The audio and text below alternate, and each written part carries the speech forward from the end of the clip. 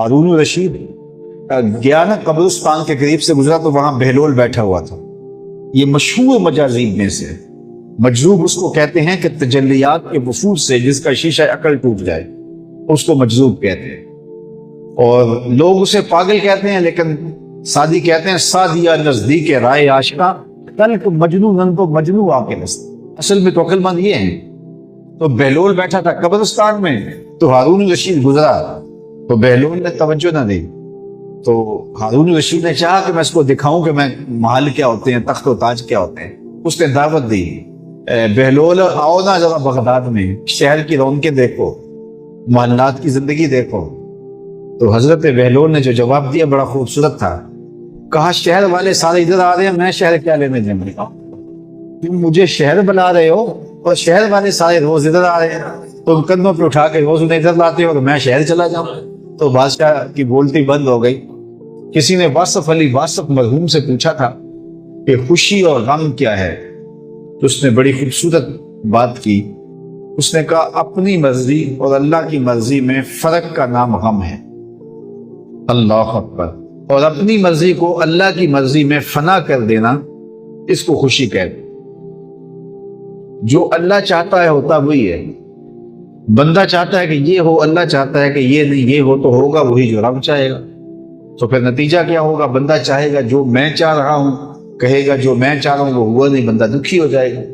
لیکن اگر وہ اپنی خواہشات کو، اپنی آرزوؤں کو رب کی رضا میں گم کر دے گا تو پھر جو ہے وہ اسے حقیقی مسرت و خوشی نصیب ہو جائے. تو استغنا کی دولت یہ حیات طیبہ کا روپ ہے. حضرت امام قرطبی لکھتے ہیں کہ فَلَنُحْيِيَنَّهُ حَيَاةً طیبہ کا معنی ہے کہ استغنا کی دولت مل جائے. اور یہ دولت اللہ تعالیٰ اپنے بندوں کو دیتا ہے اعمال صالحہ کے نتیجے میں. راوی کا کنارہ ہے، ایک فقیر ریت کے اوپر بیٹھا ہوا ہے، شاہ جہاں وہاں سے گزرا اور فقیر نے التفات نہیں کیا. بادشاہ کے ساتھ خدام تھے، زرق برق کو شاپوں میں ملبوس نوکر تھے، پورے شاہی تم طراق کے ساتھ جا رہا تھا. تو فقیر نے التفات ہی نہیں کیا، توجہ ہی نہیں دی. بادشاہ کے دل میں بڑی بات آئی، وہ آ گیا فقیر کے پاس، رک گیا اور کہا کہ ایک بات تو بتاؤ، زندگی کیسے گزر رہی ہے؟ فقیر نے مسکرا کے کہا کچھ تیرے جیسی گزر رہی ہے، کچھ تیرے سے بہتر گزر رہی ہے. بادشاہ سمجھا کہ یہ مجھے پہچانتا نہیں ہے کہ میں کون ہوں، میری شخصیت کیا ہے، اسے کیا پتا تخت و تاج کی زندگی کے کیا مزے ہیں، شاہی محلات کی آسودگیوں کا اسے کیا علم ہے. اس نے کہا مجھے جانتے ہو؟ کہا ہاں تم شاہ جہاں ہو، ہندوستان کے بادشاہ ہو. تو کہا پھر یہ بات کہہ دی، تمہیں نہیں پتا ہے کہ تخت و تاج کی زندگی کیا ہوتی ہے؟ آؤ میرے ساتھ چلو دہلی میں اور وہاں دیکھو کہ شاہی محل کے مزے کیا ہوتے ہیں. اللہ اکبر. اس نے کہا میرے لیے یہی بہتر ہے، تخت سکندری پہ وہ تھوکتے نہیں، بستر لگا ہے جن کا تیری گلی. تو کہا کہ بتاؤ یہ تم نے جو کہا کہ کچھ زندگی تمہارے جیسی گزر رہی ہے، کچھ تم سے بہتر گزر رہی ہے، یہ بات میری سمجھ میں نہیں آئی. تو اس فقیر نے کہا کہ بادشاہ جب رات کو تم سوتے ہو تو پھولوں کی سیج پہ سوتے ہو نا، اور میں ریت پہ سوتا ہوں. جب آنکھ لگ جاتی ہے تو تمہیں بھی نہیں پتا ہوتا میں کہاں سویا ہوں، اور خبر مجھے بھی نہیں ہوتی کہ میں کہاں سویا ہوں. اس وقت تیری اور میری زندگی ایک جیسی گزر رہی ہے.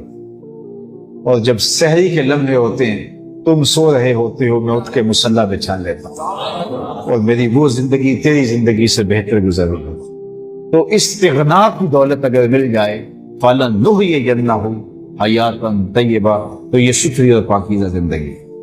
جو انسان اچھے عمل کرتا ہے اللہ اس کی طبیعت میں استغنا پیدا کر دیتا ہے. وہ للچائی ہوئی نظروں سے دنیا کو نہیں دیکھتا، اس کی نظر کے اندر حیرت کا پانی نہیں ہوتا، اس کو وہ خواہشات کا اسیر نہیں ہوتا، بلکہ اس کی زندگی طمانینت میں گزرتی ہے، وہ اللہ کی تقسیم پہ راضی ہو جاتا ہے. حضور نبی رحمت صلی اللہ علیہ وسلم کا ایک فرمان سنیے. حضور نے فرمایا انظروا الی ما اسفل منکم. حضور نے ارشاد فرمایا جو اپنے سے نیچے ہے اس کو دیکھو، تم سوکھے ہو جاؤ گے، دکھی نہیں ہوگے. اپنے اوپر دیکھو گے تو دکھی ہو جاؤ گے، میرے پاس یہ بھی نہیں ہے، میرے پاس یہ بھی نہیں ہے، میرے پاس یہ بھی نہیں ہے. لیکن اپنے سے نیچے دیکھو، تم 5 مرلے کے مکان میں رہتے ہو تو دیکھو وہ بھی جو جھونپڑیوں میں رہتے ہیں، تو تمہیں سکھ ملے گا، تم وہاں آسودہ ہو جاؤ گے. لیکن تم 10 کنال کے بنگلے میں بھی رہتے ہو، لیکن آگے دیکھو گے کہ فلاں ایکڑوں میں رہتا ہے تو آپ کے لیے وہ بنگلہ بھی تنگ تنگ دکھائی دے گا. تو اوپر نہ دیکھو، نیچے دیکھو، نیچے دیکھو گے تو سوکھ پھرو گے. زندگی سوکھی گزارنے کا ضابطہ رسول کریم نے بیان کر دیا کہ اپنے نیچے دیکھو، اپنی مٹی پہ ہی چلنے کا سلیقہ سیکھو، سنگ مرمر پہ چلو گے تو پھسل جاؤ. موتا امام مالک کی شہرت جب پھیلی تو ہارون الرشید نے بغداد سے خط لکھا امام مالک کو کہ میں آپ سے درس حدیث لینا چاہتا ہوں، اور چونکہ میں یہاں بغداد میں ہوں اور میرا آنا تخت و تاج کی حرکت ہوگی، اس لیے اگر آپ تشریف لائیں تو کوئی مشکل نہیں ہوگا، تو میں اپنے شاہی محل میں آپ کے لیے، آپ کے خدام کے لیے اچھا انتظام کر دیتا ہوں، اور ان کی ضروریات کا پورا خیال رکھا جائے گا. ماں شاگردوں کے آپ اگر بغداد میں تشریف لائیے تو کیا خوبصورت منظر ہو، اور میں آپ سے سیکھنا چاہتا ہوں. علامہ اقبال نے اس منظر کو بیان کیا کہ جب خط پہنچا امام مالک کو تو امام مالک نے خط پڑھا، آپ کے چہرے پر سرخ رنگت ظاہر ہوئی، اور آپ نے جواب میں لکھا، گفت مالک مصطفیٰ را چاکرم نیس جو سودائے او اندر سرم. امام مالک بولے، ہارون رشید تو جانتا نہیں، جو جواب لکھا، ہارون رشید تو جانتا نہیں میں تو مصطفیٰ کریم کا نوکر ہوں، میرے سر میں کسی اور کا سودا نہیں سمایا ہوا. اگر تجھے شوق ہے علم پڑھنے کا تو یہاں مدینے میں آنا ہوگا اور طالب علموں کے ساتھ مل کے دو زانو بیٹھنا ہوگا. میں نبی کی حدیث لے کے تیرے دروازے پہ نہیں آ سکتا، نبی کی حدیث سیکھنے کے لیے تجھے میری چوکھٹ پہ آنا پڑے گا. وہ علم بھی تھا، وہ زمانہ بھی تھا. اللہ اکبر. تو طالب علم لازمی نہیں ہے کہ کوئی مدون نصاب پڑھے یا وہ کوئی ٹائم ٹیبل کا پابند ہو تو وہ طالب علم کہلاتا ہے. اگر 8 دن کے بعد آپ آتے ہیں جمعۃ المبارک کے اس اجتماع میں، آپ نیت یہ کرتے ہیں کہ میں سیکھنے جا رہا ہوں، یہ میری ہفتہ روزہ کلاس ہے، مجھے کسی موضوع پہ کچھ آج سننا ہے، اس کو سیکھنا ہے، اس کو آگے پھیلانا ہے، اس پہ عمل کی کوشش کرنی ہے. تو آپ گھر سے چلتے ہیں اور سیکھتے ہیں، اور زندگی بھر آپ سیکھنے کے عزم میں رہتے ہیں. بوڑھے ہو گئے لیکن سیکھنے کا عزم کبھی بوڑھا نہیں ہوا. تو سنو میرے حضور نے کیا کہا، جو آدمی علم کے طلب میں اپنے سفر کو جاری رکھے ہوئے ہے اور اس نے ابھی تکمیل نہیں کی کہ اس کی موت واقع ہو گئی. فرمایا کل قیامت کے دن نبیوں اور اس کے درمیان صرف 1 درجے کا فرق ہوگا. اتنے اونچے درجے پہ جائے گا کہ صرف 1 درجے کا فرق ہوگا. یہ وہ شخص ہے جس نے علم دین کی طلب میں اپنی زندگی گزار دی. اور جب طالب علم گھر سے چلتا ہے، اللہ کے نوری فرشتے اس کے پاؤں تلے اپنے پر بچھاتے ہیں. بڑا پروٹوکول ہوتا ہے کہ سرخ قالین بچھے ہوں کسی کے لیے، سربراہ مملکت ہو یا کوئی اور قابل اعتبار ہستی ہو اور کسی عالی مرتبت شخصیت سے ملنے جائے اور وہ اعزاز تکریم کے ساتھ اس کو نوازے، اور سرخ قالین بچھے ہوئے ہوں، اعزاز و تکریم دیا جا رہا ہو. لوگ کہتے ہیں یار انہوں نے تو ریڈ کارپٹ بچھا کر ہمارا استقبال کیا. برطانیہ میں یہ شاہی اعزاز ہے جو کسی کو دیا جاتا ہے. اللہ اکبر. لیکن یہ کارپٹ جو بچھائے جاتے ہیں، یہ گھسے پٹے کئی لوگوں کے پاؤں تلے روندے ہوئے. چلو آپ ایران کے نئے قالین ہی سمجھ لیجئے، کوئی کتنے بچھائے گا؟ یہاں سے لے کے دروازے تک بچھا دے گا، چلو بائی پاس تک بچھا دے گا. کوئی کسی کے لیے 1 کلومیٹر 2 فرلانگ 10 کلومیٹر کتنے بچھائے گا؟ لیکن 2000 کلومیٹر سے چلا ہے طالب علم اللہ کے فرشتوں کے نوری پر، وہاں سے اس کے قدموں تلے بچھتے چلے آ رہا. اور یہ قالین کسی دنیا کے کارخانے میں نہیں بنے ہیں، یہ فرشتوں کے تقدس مآب پر ہیں جو طالب علم کے پاؤں تلے بچھتے ہیں. وہ اعزاز، وہ تکریم جو ان طالب علم کو دیا گیا ہے وہ کسی اور کو نہیں. سب سے بڑی بات یہ ہے کہ اللہ کے محبوب علیہ السلام نے علماء کو اپنا وارث قرار دیا. نبیوں کی وراثت درہم و دینار نہیں ہوتا، نبیوں کی وراثت علم ہوتی ہے. اس لیے علم طلب کرنے کی ہم ترغیب دی گئی، اور اس کے لیے ہمیں جتنی بھی محنت کرنا پڑے ہمیں اس کی ترغیب ہے. حتیٰ کہ ہمیں سنگلاخ پہاڑوں کا سفر کرنا پڑے، ہمیں سمندروں کو عبور کرنا پڑے، ہمیں صحراؤں کے کلیجے چیرنے پڑے، ہمیں چین پہنچنا پڑے تو ہم وہاں سے بھی علم کشید کر کے لائیں گے۔ یہ بہلول بھی اسی قبیلے کا فرد تھا، دجلہ کے کنارے مٹی کے گھروندے پاؤں پہ بناتا اور انہیں مسمار کر دیتا ہے۔ وہ کبھی آپ نے دیکھا ہوگا کہ بچے ریت میں اپنا پاؤں رکھ کر کے اوپر سے ریت تھپک لیتے ہیں اور پھر پاؤں ہولے سے نکال لیتے ہیں، بچ جائے تو بڑے خوش ہوتے ہیں، اور جب کھیل ختم ہو جاتے ہیں تو اسے گرا دیتے ہیں اپنے ہاتھوں سے۔ بہلول بھی اسی شغل میں لگا ہوا ہے۔ بہلول یہ کام کر رہا ہے، گروندے بناتا ہے گراتا ہے، گروندے بناتا ہے گراتا ہے۔ بادشاہ گزرا، پوچھا بہلول کیا کر رہے ہو؟ ہنس کے کہا جنت کے مکان بنا رہا ہوں۔ کہا بیچتے ہو؟ ہاں بیچتا ہوں۔ کتنے کا؟ 10 روپے کا، سیل لگائی ہوئی ہے۔ بادشاہ مسکرا کے گزر گیا، دیوانہ ہے، مجنوں ہے، اپنی موج میں لگا ہے۔ پیچھے سے ملکہ زبیدہ بھی آ رہی تھی، اس نے بھی دیکھا، کہا بہلول کیا کر رہے ہو؟ کہا جنت کے مکان بنا رہا ہوں۔ کہا بیچتے ہو؟ ہاں 10 روپے کا بیچتا ہوں۔ 10 روپے بادشاہوں کے لیے کیا ہوتے ہیں؟ 10 درہم نکالے، اس کو دیے، اس نے دریائے دجلہ میں پھینک دیا۔ فقیر اتنی دیر تک فقیر نہیں بنتا، داتا صاحب فرماتے جب تک مٹی کا ڈھیلا اور سونے کی ڈلی اس کی نظر میں برابر نہیں ہو جاتا۔ اور ایک مکان کے گرد، ایک وہ گروندے کے گرد دائرہ لگایا، کہا یہ تیرا ہوا۔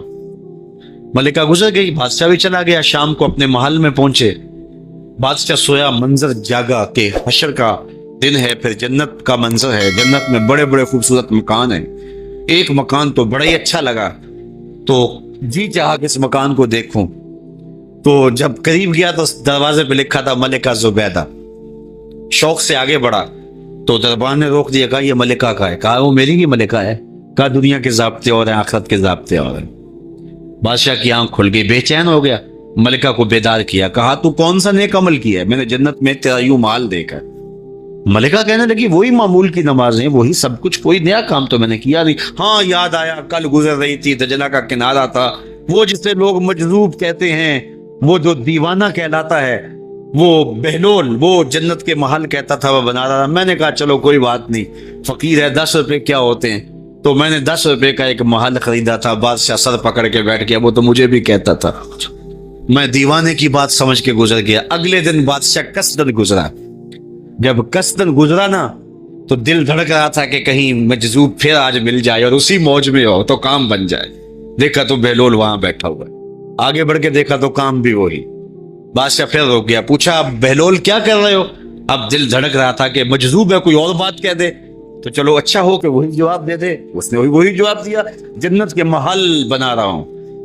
بادشاہ کا کچھ دل ٹھہرا، پھر کہا اچھا بیچتے بھی ہو؟ ہاں ہاں بیچنے کے لیے بنا رہا ہوں۔ بادشاہ ادھر جیب میں ہاتھ ڈال رہا ہے اور ادھر پوچھ رہا ہے کتنے کا؟ کہا آدھی حکومت لگے گی۔ کہا کل تو 10 روپے کے بتا رہے تھے۔ کہا کل تم نے دیکھا نہیں تھا، آج سودا دیکھ کے لے رہے ہو۔ اللہ تعالیٰ ارشاد فرماتا ہے انما تنذر من اتبع ذکر وخشی الرحمن بالغیب، جو ان دکھے سودے کرتے ہیں، جو بغیر دیکھ کے کرتے ہیں۔ اچھا چلو ایک خوشخبری میں آپ کو بھی سناؤں، اور وہ خوشخبری رسول اللہ کی زبان سے۔ حضور نے فرمایا طوبی لمن رآنی وآمن بی وطوبی 7 مرات من لم یرانی وآمن بی۔ فرمایا صحابہ تمہیں مبارک ہو ایمان کی کہ تم نے مجھے دیکھا اور میرے اوپر ایمان لائے، اور کہا انہیں 7 مبارکیں ہوں جنہوں نے مجھے دیکھا بھی نہیں ہوگا اور پھر بھی ایمان لائیں گے۔ انما تنذر من اتبع ذکر وخشی الرحمن بالغیب فبشرہ بمغفرۃ واجر کریم۔ ان کو بشارت دے دیجئے بڑی عزت والے اجر کی اور خوشخبری بھی۔ تو جس اجر کو میرا رب بھی کریم کہہ رہا ہے وہ اجر کیسا ہوگا؟ تو یہاں تو لہجہ دم توڑتا ہے اور الفاظ ساتھ نہیں دیتے کہ اجر کریم کی کیا تعریف کریں جس اجر کو میرے رب نے بھی کریم کی صفت سے موصوف کر دیا۔ بہلول کا نام آپ نے سنا ہوگا، یہ مشہور مجاذیب میں سے یہ مجذوب گزرا ہے۔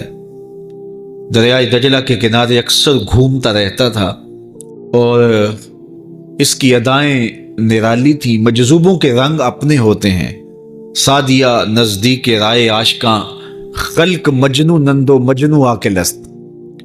تو لوگ انہیں بے وقوف کہتی ہے، لیکن اہل عقل اور اہل تصوف انہیں دانا کہتے ہیں۔ اس لیے بہلول دیوانہ کہا جاتا تھا، لیکن بہلول دانا کہتے ہیں اہل خرد، کہ اصل حقیقی عقل تو ان کے پاس ہیں جو در محبوب تک پہنچ گئے۔ راس الحکمہ تے مخافت اللہ، حکمت اور دانائی کا سرچشمہ اللہ کا خوف ہے۔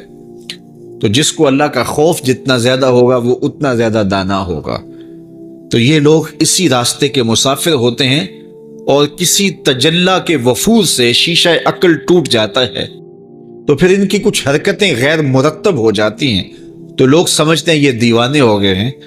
اصل تجلیات کے وفور سے ان کے ہوش ٹکانے نہیں رہے، لیکن ان کے دل پر وہی تجلیات منعکس ہوتی رہتی ہیں تو انہیں دیوانے کہہ دیا جاتا ہے.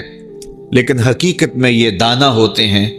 ان کے اندر کی دنیا مرتب ہوتی ہے لیکن باہر کی دنیا غیر مرتب ہوتی ہے. اٹھنے بیٹھنے کا کبھی پتہ نہیں ہوتا، کھا لیا تو لے لیا، نہیں کھایا تو 2 دن گزر گئے. پہننے کو کچھ میسر آ گیا تو ٹھیک ہے، نہ میسر آیا تو کئی دن گزر گئے. تو ان کو اپنے ظاہر کا خیال نہیں ہوتا، ان کی نظر مشاہدہ جمال پہ ہوتی ہے اور پھر یہ دنیا سے اور اپنے آپ سے بھی بیگانے ہو جاتے ہیں اور لوگ انہیں دیوانہ کہہ کے پکارتے ہیں. میں دریائے دجلہ کے کنارے حضرت سری سختی کے مزار پہ حاضر ہوا تو حضرت جنید بغدادی اور حضرت شیخ شبلی کے مزار پہ، حضرت ذوالنون مصری کے مزار پہ اور دیگر مزار، یہ سارے دجلہ کے کنارے واقع ہیں. تو وہاں بچے کھیل رہے تھے تو ہم نے ان بچوں سے پوچھا کہ یہاں کوئی اور مزار بھی ہے؟ تو انہوں نے اشارہ کر کے بتایا کہ آپ اس سمت جائیں تو آگے بہلول دانا کا مزار ہے. تو شوق تھا تو ہم وہاں گئے تو بہلول دانا کا مزار تھا، باہر لگا ہوا تھا بورڈ، تو شکستہ سا مزار تھا. ہم اندر داخل ہو گئے تو میں نے بہلول دانا کی قبر دیکھی کہ اس کی قبر کے اوپر جو غلاف پڑا ہوا تھا وہ بھی آدھا تھا اور پھٹا ہوا تھا. میں نے کہا فقیروں کی جو علامتیں ہوتی ہیں وہ مرنے کے بعد بھی پائی جاتی ہیں. آج بھی مجذوبیت کا رنگ اس کی قبر پہ نمایاں ہے. اور میں نے دوستوں کو کہا جو میرے ساتھ تھے، میں نے کہا دیکھو کو جو ہوتے ہیں نا مجذوب، بعض کا کپڑے بھی واجبی ہوتے ہیں ان کے اوپر، تو یہ دیکھیے کہ اس کا غلاف بھی جو ہے وہ آدھا ہے اور وہ بھی جگہ جگہ سے پھٹا ہوا ہے. تو اس کی قبر بھی اس کے جذب کی کہانی سنا رہی ہے. تو یہ دریائے دجلہ کے کنارے گھومتا تھا اور لوگ اس سے ملتے تو جو اس کی زبان سے نکلتا وہ پورا ہو جاتا. تو ایک دن دریائے دجلہ کے کنارے یہ گھوم رہا تھا کہ ہارون رشید اپنے مکان کی، اپنے محل کی چھت پہ ٹہلتے ٹہلتے بہلول کو دیکھتا ہے تو خادموں کو کہا کہ ذرا اسے میرے پاس حاضر کرو. شاہی حکم نامہ تھا. جو چھت کے اوپر خادم تھے انہوں نے اوپر سے ڈولی پھینکی اور نیچے والوں کو اشارہ دیا. انہوں نے بہلول کو پکڑا اور ڈولی میں رکھ دیا، اوپر والوں نے رسیاں کھینچ لی. 2 لمحوں کے بعد بہلول بادشاہ کے سامنے تھا. تو بادشاہ نے بہلول سے کہا کہ بہلول ایک بات تو بتاؤ. کہا پوچھئے. کہا آپ خدا تک کیسے پہنچے ہو؟ تو بہلول نے مسکرا کے کہا جیسے آپ تک پہنچا. علامہ اقبال نے جو مرد کلندر کی نشانیاں بتائی ہیں ان میں سے ایک نشانی یہ ہے، بات میں سادہ و آزادہ، معانی میں دقیق، کہ اس کی بات بہت لمبی اور لچھے دار اور گچھے دار نہیں ہوتی، سیدھی سیدھی بات ہوتی ہے لیکن سیدھی روح میں اترتی ہے. مختصر اور جامع کلام کا حامل ہوتا ہے اللہ کا بندہ. تو کہا کہ بادشاہ جیسے آپ تک پہنچا ہوں. تو بادشاہ کا تو خیال تھا کہ کوئی بڑی باریک بینی سے کوئی فلسفہ بتائے گا، لیکن یہ 2 لفظوں میں اس نے کہہ دیا جیسے آپ تک پہنچا. بادشاہ نے کہا میں نہیں سمجھا. کہا بات تو سادہ سی ہے، تیری عقل میں نہ آئے تو میں کیا کر سکتا ہوں. کہا حضرت آپ سمجھا دیجئے. تو بہلول نے کہا کہ حضرت میں خود آنا چاہتا تو دیوان خانے میں جاتا، درخواست لکھ کے لے جاتا، پھر جمع ہوتی، پھر کئی واسطوں سے ہوتے ہوئے آپ تک پہنچتی. آپ پھر مجھے وقت دیتے ملاقات کا، 6 ماہ بعد، سال بعد. اس وقت پہ میں تیار ہو کے ملاقات کرنے آتا. آپ کے کوئی شاہی مہمان آ جاتے تو پھر ملاقات منسوخ ہو جاتی. پھر بھی آپ کی مرضی، ملاقات ہوتی نہ ہوتی. میں چاہتا تو مہینے سال لگ جاتے، لیکن ملاقات پھر بھی آپ کی مرضی پہ. اور جب آپ نے چاہا ہے تو 2 گھڑیاں بھی نہیں لگی. تو کہا بندہ چاہے تو کروڑوں سال بھی بیت جائیں اس کے قرب کی کوئی انتہا نہیں ہے، لیکن جب وہ چاہے تو 2 گھڑیاں بھی نہیں لگتی۔ مانا کہ محبت کے سفر میں ہر گام پہ 100 مشکل ہے، لیکن یہ سفر آسان بھی ہے اگر ساتھ تمہارا ہو جائے۔ تو کہا کہ قل ان کنتم تحبون اللہ فاتبعونی یحببکم اللہ، کہ اگر تم اللہ سے محبت کرتے ہو تو آسان طریقہ تمہیں بتا دیتے ہیں، میرے محبوب کی چوکھٹ پہ آ جاؤ، اللہ اکبر، جس کو تم ڈھونڈنے نکلے تھے وہ تمہیں وہاں مل جائے گا، اور تم اس سے محبت کا دعویٰ رکھتے تھے وہ تم سے محبت کا دعویٰ کرے گا، اور پھر جب تم اس کے محبوب ہو جاؤ گے تو پھر جو تم کہو گے وہ کیوں نہیں ہوگا، کیونکہ محبوبوں کی تو بات مانی جاتی ہے نا۔ یہ نظام الدین اولیاء علیہ رحمہ کو محبوب الہی کہتے ہیں نا، ان کا واقعہ بھی علماء نے یہ لکھا ہے، صوفیاء نے، کہ ان کے شیخ حضرت بابا فرید الدین گنج شکر رحمۃ اللہ تعالی علیہ ایک دن موج میں آ گئے اور کہا کہ نظام الدین محب بنو گے یا محبوب بنو گے؟ تو یہ بڑی خدمت کرتے تھے اپنی شیخ کی، تو کہا کہ محب بنو گے یا محبوب؟ تو کہا حضرت اگر اجازت ہو تو اپنی ماں کو نہ پوچھاؤں۔ اللہ اکبر، ان لوگوں کی مائیں بھی تو صاحب حال ہوا کرتی تھی۔ تو کہا کہ اگر اجازت ہو تو اپنی ماں کو نہ پوچھاؤں کہ محب بننا ہے یا محبوب بننا ہے؟ کہا جاؤ تمہیں اجازت ہے۔ تو گھر کی طرف روانہ ہوئے، 1 دن کا سفر کیا، راستے میں ایک فقیر تھا مجذوب جو راستے میں بیٹھا تھا، حالت اس کی عجیب سی تھی، تو یہ سلام کر کے گزرنے لگے تو وہ مسکرا کے بولا محب بنو گے یا محبوب؟ تو حیرت زدہ ہو گئے کہ اسے کیسے پتا چل گیا، یہ تو میرے شیخ کا اور میرا راز ہے۔ تو رک گئے، کہا کہ حضرت اگر آپ بتا دیں تو بہت اچھا ہو۔ کہا نہیں نہیں، ماں سے پوچھو، جو وہ بتائے گی وہی بن جانا، اور اگر ماں نے نہ بتایا تو کل آ جانا، اسی وقت یہاں ملاقات ہوگی، پھر میں بتا دوں گا۔ خیر چلے، رات کو پہنچے، والدہ کی خدمت میں سلام پیش کیا، پاؤں دبائے اور کہا کہ شیخ موج میں آ گئے اور کہا محب بنو گے محبوب بنو گے؟ تو میں نے کہا ماں سے پوچھ لوں، تو میں اماں جی آپ سے پوچھنے آیا ہوں، راستے میں یہ واقعہ بھی ہوا۔ تو ماں نے کہا کہ بیٹے تم صبح ناشتہ کر کے پلٹ جانا، اور وہ جو راستے میں تیرے دل کی بات بوجھ گیا وہ کوئی صاحب حال تھا، وہ تمہیں صحیح بتا سکے گا کہ محب بننا کہ محبوب بننا۔ خیر یہ صبح ناشتہ کر کے ماں کے پاؤں پکڑے، اجازت طلب کی اور واپس نکلے، اور وہاں جا کے دیکھا تو کوئی فقیر نہیں ہے۔ بڑے حیرت زدہ ہوئے، دائیں بائیں سے پوچھا کہ یہاں کل ایک بابا بیٹھا تھا، کہا وہ تو کل کے فوت ہو گیا۔ تو کہا اس کی قبر کہاں ہے؟ کہا قبر کس نے بنانی تھی اس کی؟ وہ گندگی کے ڈھیر پہ لوگوں نے پھینک دیا۔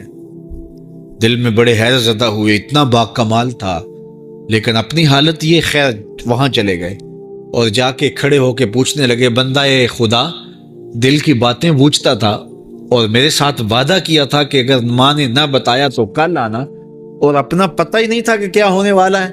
یہ بات کہی تو بابا اٹھ کے بیٹھ گیا۔ عرش فرش تے بانگا ملیاں تے مکے پہ گیا شور، بلے شاہ سا مرنا ناہی تے گور پیا کوئی ہور۔ ہاں اٹھ کے بیٹھ گیا اور کہا کہ نظام الدین محبوب بننا محب نہ بننا، محبوں کا یہ حال ہوتا ہے، نہ کفن ملتا ہے نہ دفن ملتا ہے، محبوب بنو گے تمہاری قبر پہ بھی میلے لگیں گے۔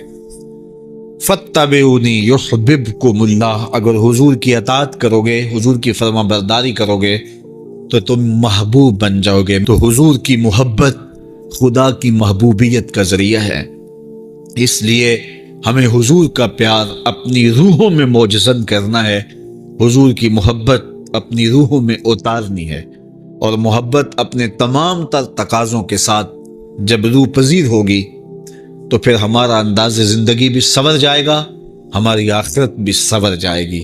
محبت کے من جملہ تقاضوں میں سے سب سے بڑا تقاضا محبوب کی اطاعت ہے، کہ بندہ جس سے پیار کرتا ہے اس کی بات مانتا ہے۔